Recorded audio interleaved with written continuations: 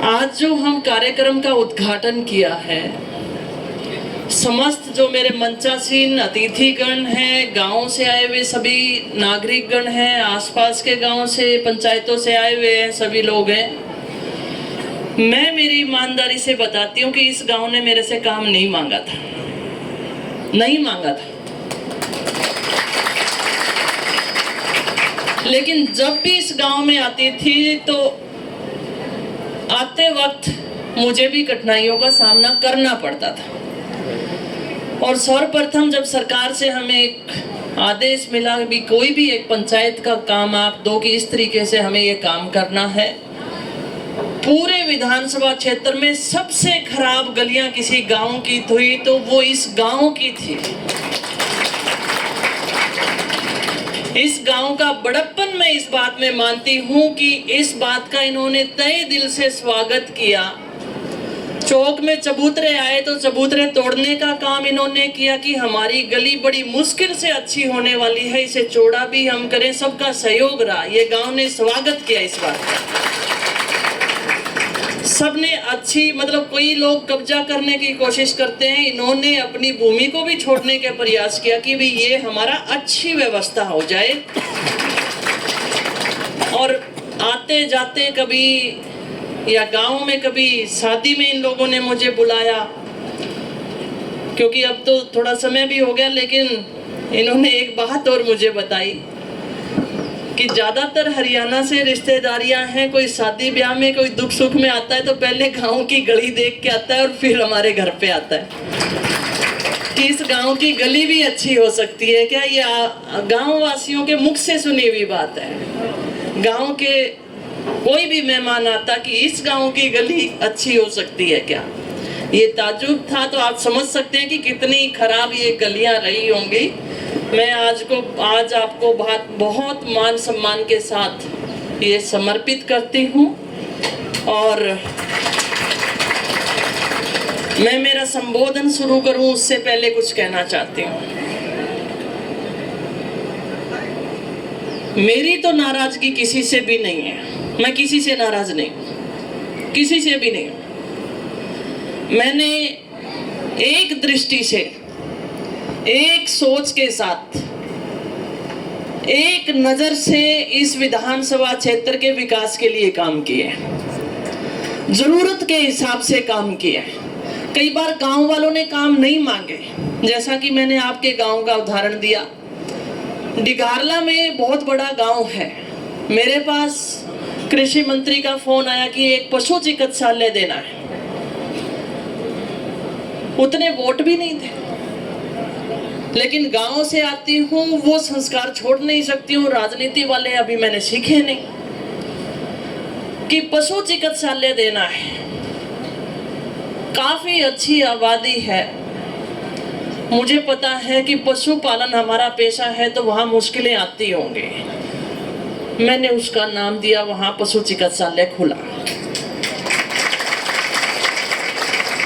ठीक इसी तरीके से सिद्धमुख बहुत बड़ा गांव है, आसपास का क्षेत्र लगता है उप तहसील थी। तहसील के काम कराने के लिए लोगों को दूर राजगढ़ तक आना पड़ता था, चिकित्सा के लिए कभी भादरा जाना पड़ता था। मुझे महसूस हुआ कि सीएचसी यहाँ देनी चाहिए और तहसील यहाँ बनानी चाहिए। वहां बनी।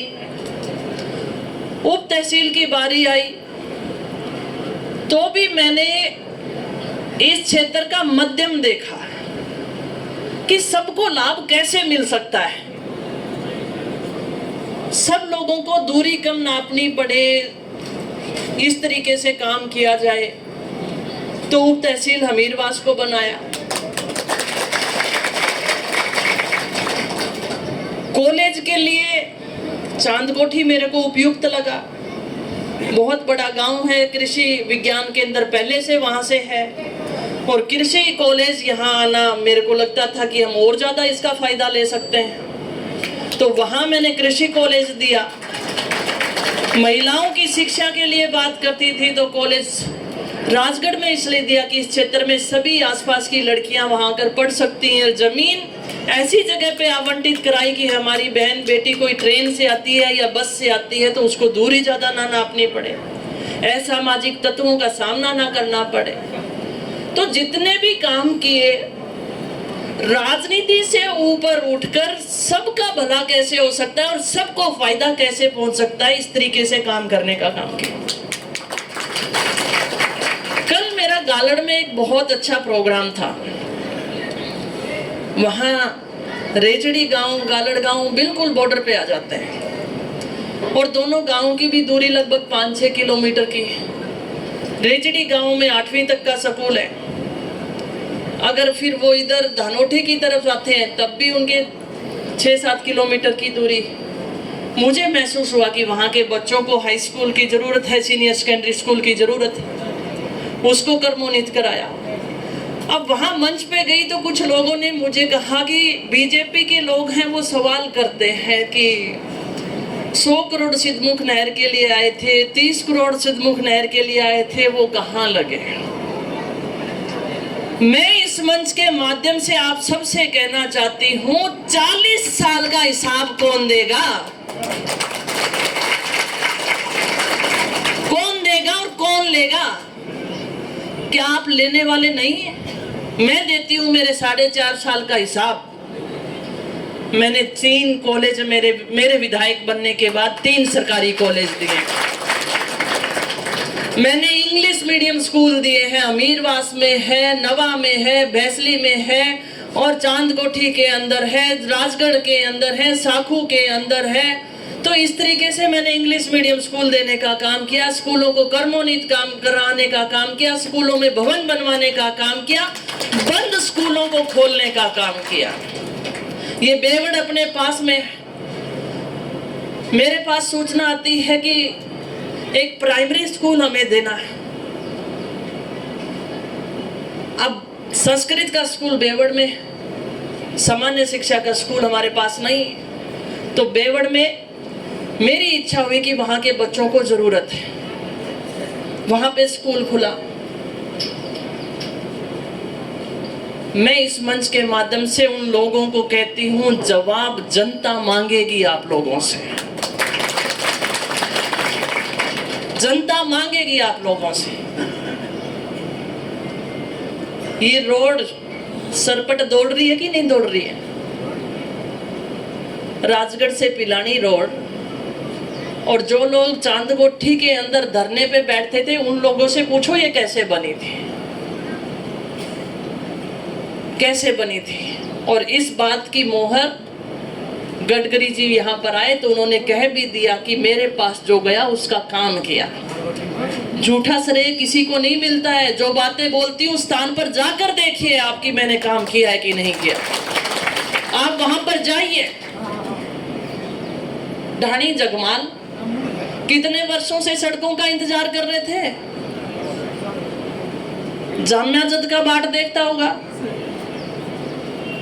उसमें 100 रोड़े अटकाने की बात की। मैंने हमीरवास में भी यही बात की थी कि हम भाईचारे से किसी भी चीज का हल निकाल सकते हैं, निकालना चाहिए। आज भी कहती हूँ, लेकिन आज वो सड़क जगमाल की ढाणी तक तो चल रही है। मेरी कोशिश थी भी आगे तक और चली जाए तो ये ढाणियां भी जुड़ जाएंगे। इन ढाणियों ने तो नहीं मांगी थी ना, लेकिन फिर भी ये आत्मा ने कहा कि इतनी बन रही है तो थोड़ी सी और आगे तक सरका दूं ताकि ये ढाणियां भी जुड़ जाए। तो हिसाब मुझसे लोगे कि उन लोगों से लोगे जो आपसे 40 साल तक वोट लेते रहे और वो आज मुझे कहते हैं हिसाब दे। मैं कहूंगी राम सिंह कसवा जी की फैमिली को, हिसाब मांगने वाले आप कौन होते हैं? कहने लगा पीछे दिनों जन आक्रोश रैली निकाली, जन आक्रोश रैली निकाली और घंटाघर में ये रैली थी। रैली तो नहीं थी, सभा ही थी। रैली तो होती तो फिर वो कोई बड़े मैदान में होती जैसे अपने की थी चुनाव के समय, तो वो एक सभा की। उस सभा में मंच के माध्यम से राहुल कसवा ने कुछ बातें उठाई और अपनी माँ को पीछे बैठाया कि माँ जान ना दी, सौगंध खवा दी, कोई उठ के चल जाता। सर्दियों के दिन की बात है, आज तो गर्मी भी लगती होगी, पसीनों भी आवा, फिर भी जमया बैठा होते है। बोले सौगंध खुआ दिए तो बूढ़ी लुगाई है, तेरे कहूंगे मेरे बैठा भी रह जाऊंगा। और कहने लगा कि कृष्णा पुनिया झूठ बोलती है, जनता को बहकाने का काम करती है। मैं राहुल कसवा अच्छी गाड़ी में बैठ के निकलता है, तेरे दादाजी को विधायक यहाँ की जनता ने बनाया, तेरे बाप को यहाँ पर विधायक यहाँ की जनता ने बनाया, तुम्हारी माता जी को यहाँ पर विधायक बनाया, सांसद बनाया, आपके पिताश्री को 4 बार सांसद बनाया, आप दूसरी बार सांसद हैं, माता जी प्रधान भी रही, प्रमुख भी बनी। एक भी ऐसा काम आप जो सार्वजनिक रूप से जनता के हित के लिए बना हो वो मुझे बता दें कि आपने किया, बता दें मुझे। और मैंने जब बात साखू फाटक को क्रॉस करो तो अपनी बाईं तरफ देख लेना, दो कॉलेज की बिल्डिंग खड़ी हो रही है वहां पे। मुझे शर्म आती है, पंचायत समिति के अंदर साधारण सभा की मीटिंग में एक सांसद ये कहता है कि महिलाओं के लिए जो कॉलेज बन रहा है वो भूमि आवंटित की गई, उसे रद्द करो। शर्म की बात है कि नहीं? हमारी बच्चियां कहां बाहर पढ़ेंगी? चूरू जाए, पिलानी जाए, भादरा जाए, या शहर के अंदर ऐसी जगह पे जाए जहां पर उन्हें सुरक्षा ना हो। आप चाहते हैं क्या ऐसी चीज?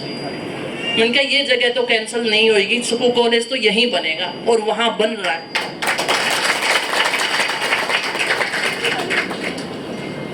फिर मैंने कहा पिलानी रोड पे चढ़ जाना, हॉस्पिटल में चले जाना, जो लंबे समय से ट्रॉमा सेंटर की मांग थी वो भवन बन रहा है और सारे पद भर चुके हैं, सारे डॉक्टर आ चुके हैं, मात्र 2 डॉक्टर घूमते थे वहां पे।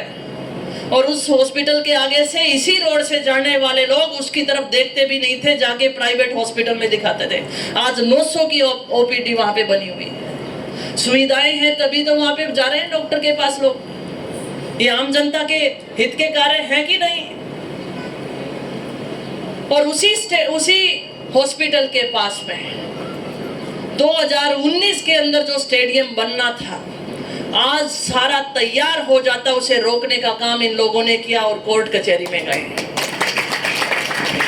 लेकिन आपकी ये विधायक फिर भी हिम्मत नहीं आ रही, कभी एजी के पास, कभी सरकार के पास, कभी किसी के पास, कभी ऑफिसर्स के पास कि भूमि किस तरीके से हमें मिले। आज कभी भी आपका राजगढ़ जाना हो तो जाकर देख कर आना, नीले कलर का स्विट्जरलैंड से सामान आया था और वो आज हमारा ट्रैक बन के तैयार है। कोरोना काल देखा ही था, जैसे करतार जी जिक्र कर रहे थे, गरीब व्यक्ति जो अड़ोसी पड़ोसी से लस्सी मांग के भी खाता था ना, उसको लस्सी देना बंद कर दी थी हमने। और घर से कोई भी हमारा कमाऊ पूत बाहर जाता था तो उसको न्यारी बैठक में बिठा दिया करता, उरई रेले उरई रोटी आ जाएंगे, और रोटी भी यहाँ सरकायांता कोई छू तो याद है ना कि कपड़ा धूप में ही छोड़ दिए, थाली रोटी खाली तो 2 दिन बाई को नहीं मांजता। ऐसे समय में वो नेता कहां थे? आपको सवाल करना है, चुनाव के समय में सवाल करना है आपको कि ऐसे समय में जब जनता को जरूरत आपकी थी तो आप अपनी जान को छुपाए हुए अपनी सफेद कोठियों में बैठे थे, कोई नहीं निकला। आपकी ये विधायक वार्डों में गई है, डॉक्टर के साथ पेशेंट से मिली है, 4 बार कोरोना से पीड़ित रही हूं, लेकिन अपनी परवाह नहीं की और अपने जिम्मेदारी ली कि मेरे विधानसभा क्षेत्र के एक भी व्यक्ति को यह महसूस नहीं होने चाहिए कि उसके साथ उसका नेता नहीं खड़ा है। मैं धन्यवाद देती हूं जिंदल ग्रुप का, जिनके सहयोग से भी हमारे लगभग 25-30 सिलेंडर ऑक्सीजन के आते थे, किसी को भी ऑक्सीजन की कमी से नहीं जाने दिया। और जिनके पीड़ा हुई है उनसे पूछो वो कितना बुरा दौर था। हमारे परिवार ने भी एक जवान को खोया था और ऐसे समय में वो लोग नहीं थे। अब वोट मांगने आएंगे तो वो किस हक के साथ आपके साथ वोट मांगने आ सकते हैं? एक छोटी सी पोस्ट मैंने अपने फेसबुक पे डाली थी कि मैं इतना सहयोग करना चाह रही हूं कि इस भयंकर बीमारी के समय गरीबों के चूल्हे नहीं जल रहे हैं, उन तक खाद्य सामग्री पहुंचाना चाह रहे हैं। लाइन लग गई। बहुत सारे ऐसे परिवार थे, गाड़ियां लोहार थे, कोई कुछ था कोई कुछ था, उन तक उनका भोजन बंद हो चुका था। उन तक फूड के खाने के पैकेट हम लोगों ने पहुंचाए, दवाइयां पहुंचाई, ऑक्सीजन के लिए हमने ऑक्सीमीटर पहुंचाए। ये काम हमने उस समय किया। मैं धन्यवाद देती हूँ कि डॉक्टर्स ने बहुत अच्छी सेवाएं दी, लेकिन हम लोगों की भी कुछ धर्म था ना, तो उन लोगों से पूछो। और मैं उन राहुल कस्बा को कहना चाहती हूँ कि जब आप सिद्धमुख में जाएं तो वहाँ पर आपको CHC चिकित्सालय बनता नजर आएगा, वहाँ पर हॉस्पिटल की, अपने कॉलेज की बिल्डिंग बनती नजर आएगी। और साथ साथ ये भी कहना चाहती हूँ, कृष्णा पूनिया 4.5 वर्ष में पहली बार विधायक है, पहली बार सरपंच चुनना ना, क्योंकि ना जी सारी चीज़ों को बेरो पाटन। लेकिन आपका बेटा यहाँ से चलती थी तो पहले ही फाइल तैयार रखता है कि फलाने फलाने अधिकारी से तुझे मिल के आना है। कई बार लोगों को कह रहा जयपुर चल गई, जयपुर ना जाइए, जयपुर ना जाइए। अरे मेरा भी घर है जयपुर, मैं भी बूढ़ी सासू बिठा रखी है, बहन भी देखे हूँ कदे, है कि नहीं है। वो देख के आती हूँ, साथ में प्रशासनिक अधिकारियों से मिल के आती हूँ कि राजगढ़ के काम अटके नहीं है, धरातल पे ऐसे ही नहीं आए। घोषणाएं बहुत होती हैं, उन घोषणाओं को धरातल पर लाने के लिए पीछे पड़ना पड़ता है, और वो धरातल पर हम लेकर आए। तो मैं आपको बताना चाहती हूँ, पिछले दिनों मेरे विधायक बनने से पहले की बात है कि राजगढ़ में सुना था कि एक घोड़ी सजी थी, राम सिंह कस्बा को बैठाकर जुलूस निकाला गया था। जुलूस निकाला गया कि पिलानी फाटक पे पुल बनेगा। देखो, विकास का कार्य होता है तो उन लोगों की राजनीति होगी रोकने की, मेरी नहीं। फिर मैं आई मैदान में, फिर उसके थोड़े दिन बाद में फिर 2 घोड़ियां सजी। पिछली बार वाली घोड़ी से तो पुल नहीं बना। फिर दूसरी 2 घोड़ियां सजी तो मैंने कहा अब की बार डबल जोर है, पक्को आई होगी।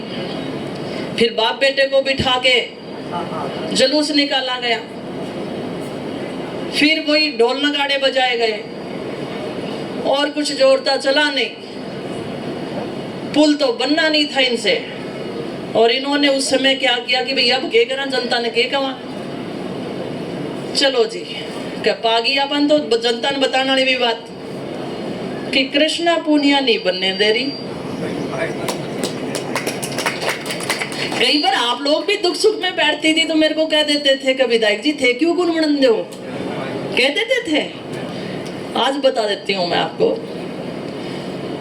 राजस्थान में सरकार जब कांग्रेस की हो तो आप क्या कहोगे, ये थारी सरकार है, काम करवाओ। तो केंद्र में किसकी सरकार है? बीजेपी की सरकार है, बीजेपी से सांसद है। और रेल किसकी है? केंद्र सरकार की है। नेशनल हाईवे किसका है? केंद्र सरकार का है कि नहीं है? और फिर क्या बताओ आप मेरे को, केंद्र सरकार में 6ठी बार एक परिवार से कोई सांसद गया हो और उसकी ये पहली बार की एक विधायक ना चलन दे तो बहु फिसड्डी कोई सांसद हो सके? हो सकता है क्या? मैं तो फिर मेरे कॉलर ऊंची करूं ही ना करूं, बताओ भाई। 6ठी बार सांसद दिल्ली को चप्पो चप्पो जो जानतो वो न्यू का एक विधायक बनन कौन देवे, तो मैं थारों फिसड्डी कोई सांसद को नहीं, क्यों वोटा ना खराब कर। तो ये तो ऐसे लोग हैं, खुद तो कुछ काबिलियत रखी नहीं, अपनी हार को दूसरे के सिर पे बांध दो, ये ऐसे लोग हैं। फिर अभी साखू फाटक पे अपना पुल बनना है, वो पुल माननीय मुख्यमंत्री महोदय ने घोषणा की बजट के माध्यम से। दूसरे दिन ही अपने फेसबुक पे बड़ी सारी बात लिख दी कि ये तो मोदी जी दे रहे हैं। खुद आड़ो तो लायो को नहीं गए, वो तो कृष्णा ने नहीं लाने दिया, ये नहीं बनाने दे रही। और जब मुख्यमंत्री जी दे रहे हैं तो उसके लिए कहिए तो मोदी जी दे रहे हैं। मन का सांसद महोदय, राजस्थान का बजट माननीय मुख्यमंत्री अशोक गहलोत जी ने पेश किया है और सुन लेना, उस बजट को पूरे को सुन लेना। और उन्होंने साखू के फाटक के ऊपर फ्लाईओवर बनाने के लिए 36 करोड़ 57 लाख की राशि देता हूं, ये बोला।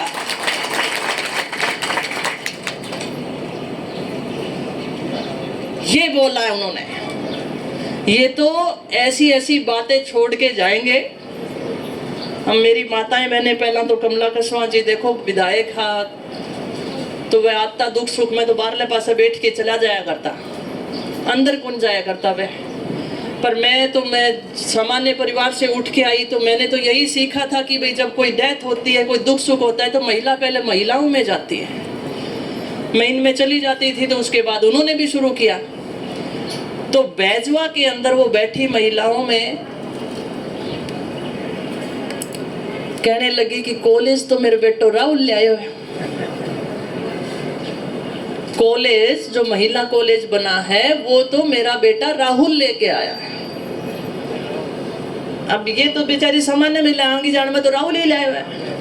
उन बीच में अपने संतोष कीचड़ की तरह, और संतोष अपनी पूनिया की तरह बैठी थी अपनी कार्यकर्ता सविता।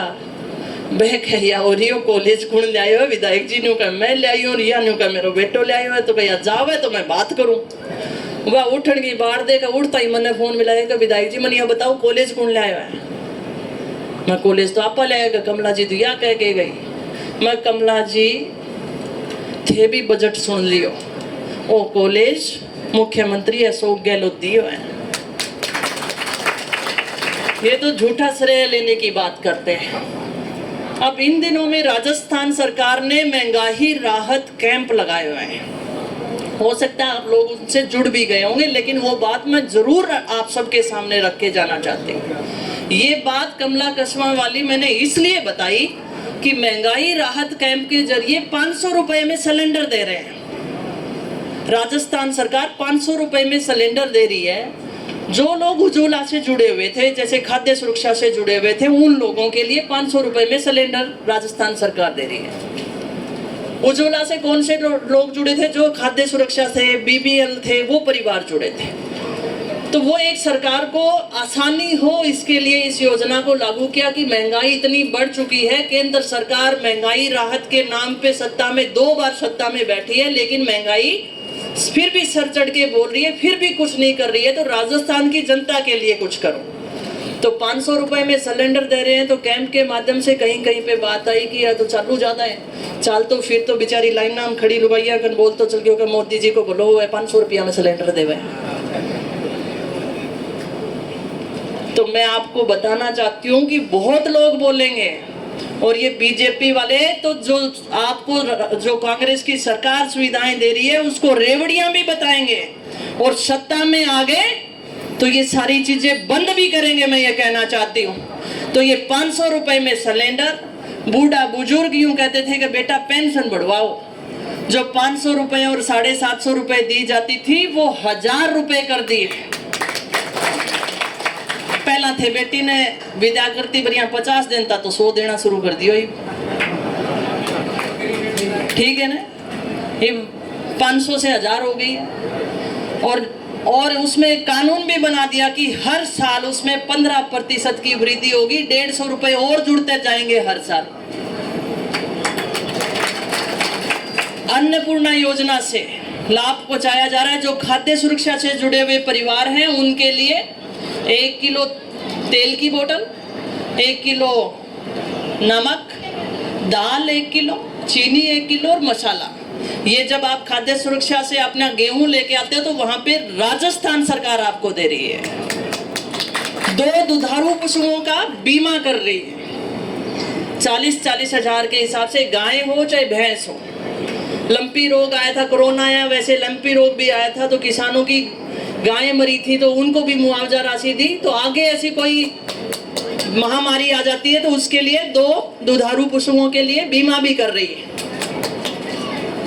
और उसके साथ साथ 25 लाख रुपए तक का इलाज फ्री कर रही है। बीमारियां इतनी फैल गई, गंभीर बीमारियां हैं। अड़ोसी पड़ोसी का घर देखना पड़ता था, जमीन गिरवी रखनी पड़ती थी, गहने बेचने पड़ते थे। अब आपको कहीं जाने की जरूरत नहीं है, अपना जन आधार कार्ड के जरिए कैंप में जाके उस योजना का लाभ उठाओ। जो बीपीएल परिवार नहीं है, जो खाद्य सुरक्षा से नहीं जुड़े हुए हैं, जो मेरे जैसे लोग हैं, वो मात्र 850 रुपए में 25 लाख रुपए तक का इलाज फ्री करा सकते हैं। कई बार दुख सुख में बैठे होते हैं, जवान लड़के की मौत हो जाती है तो अपने कहते हैं कि बच्चों का कोई सहारा हो जाए। पता है कि उस राशि से जिंदगी नहीं कटेगी, लेकिन जब तक बच्चे ऊपर उठें तब तक सहारा हो जाता है। तो ऐसी संवेदना राजस्थान सरकार ने रखी और संवेदना के तौर पर एक आर्थिक सहयोग परिवार को मिल जाए, उसके लिए मुख्यमंत्री चिरंजीवी दुर्घटना बीमा योजना रखी, जिसमें 10 लाख रुपए तक का सहायता राशि दी जाती है। अब मैं बिजली पे भी आती हूँ। 220 केवी का सब स्टेशन अपने राजगढ़ में बन रहा है। जो भूमि आवंटित हुई है वो चैनपुरा में हुई है। सिर्फ मात्र 132 केवी का था जो राजगढ़ के अंदर था, उससे डबल राजगढ़ के अंदर बन जाएगा। लगभग 60-70 सालों तक आपको दिक्कत बिजली की नहीं आएगी। और इस पे सोने पे सुहागा क्या हुआ है, 2 महीने के अंदर 200 यूनिट बिजली फ्री कर दी है। आपा किसान आदमी एसी में तो रहनिया को नहीं, 200 यूनिट बिजली बढ़ाए को नहीं, फ्री में बिजली दे दी। बिजली की आपूर्ति पूरी हो उसके लिए 220 केवी का सब स्टेशन दे दिया। आंकड़ी घालने की जरूरत को नहीं है, साहूकार बनाना चाहे थाने सरकार। कनेक्शन लो और बिल आवे को नहीं। 2000 यूनिट किसानों के लिए फ्री कर दिए। तो बताओ सीधा सीधा कितना हर घर तक लाभ पहुंचाया कि नहीं पहुंचाया। तो इन उसकी बात की मैं जो कह रही थी, वो गुलाबी रंग का जैसा अपना ये टेंट लगा रखा है, एक कार्ड आपको दिया जाएगा मुख्यमंत्री की फोटो के साथ, उनके हस्ताक्षर के साथ, कि मैं गारंटी देता हूं कि इन योजनाओं का लाभ आपको मिलेगा। तो उसका आप लाभ उठाएं। जिनको जानकारी नहीं है उनको भी जरूर बताएं। मैं अपनी वाणी को विराम दूं उससे पहले मैं वोट मांग रही हूं आप लोगों से। मैंने इतना कुछ इन 4.5 वर्षों में देने का काम किया, लेने की बारी मेरी आ गई। मैं इस मंच के माध्यम से कहती हूँ, मैंने किसी व्यक्ति को नहीं कहा कि फलाने को बिचौलिया बना के लाएगा तो काम करूंगी। किसी व्यक्ति को ये नहीं कहा कि मुझे वोट दिए हैं कि नहीं दिए हैं, या आगे देगा कि नहीं देगा। इस तरीके से मेरे कार्यशैली से प्रभावित हो तो दोनों हाथ खड़ा करके दिखा दो।